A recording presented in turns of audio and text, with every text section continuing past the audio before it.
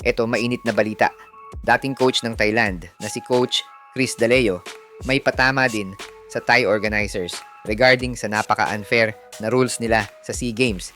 Inamin din niya ang totoong rason kung bakit wala at hindi isinama si Tyler Lamb sa Thailand national team.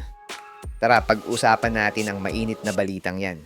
Sa mga gusto pala manood ng laban ng Gilas sa FIBA World Cup qualifiers nang walang delay at free for life, magbibigay po kami ng free live streaming link.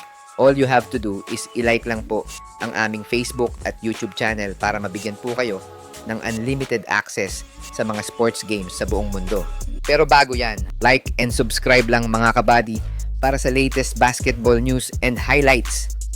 Breaking news mga idol dahil inamin na ng dating coach ng Thailand basketball na si Coach Chris D'Aleo ang tunay na rason kung bakit wala ang best player ng Thailand na si Tyler Lamb sa kanilang national team.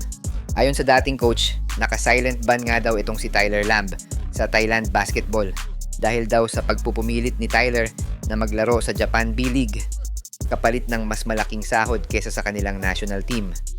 Humingi daw ng advice etong si Lamb kay Coach D'Aleo sa pagpili kung saan ito maglalaro, pero sabi ni Coach D'Aleo ay mas maigi ang Japan B-League, syempre dahil sa mas malaki ang kikitain ni Lamb kesa sa kanilang national team. Ang pagkakaban daw ni Tyler sa national team ang nag-udyok kay Tyler na mag-post ng mga mensahe laban sa kanyang national team.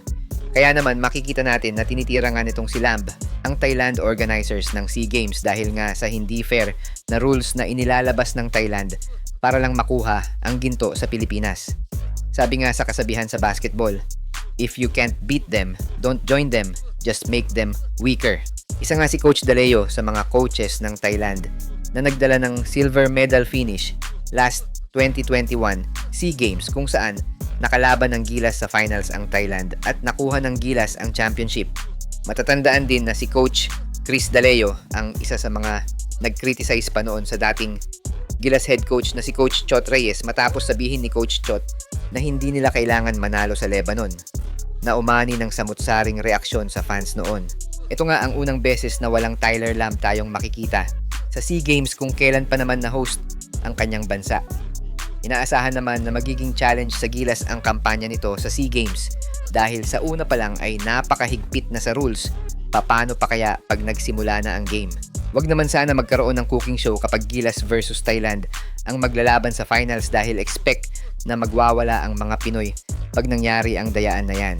Magsisimula ang kampanya ni Coach Norman na depensahan ng ginto kontra sa Malaysia on December 14th at sa December 15th naman kalaban naman ng Vietnam.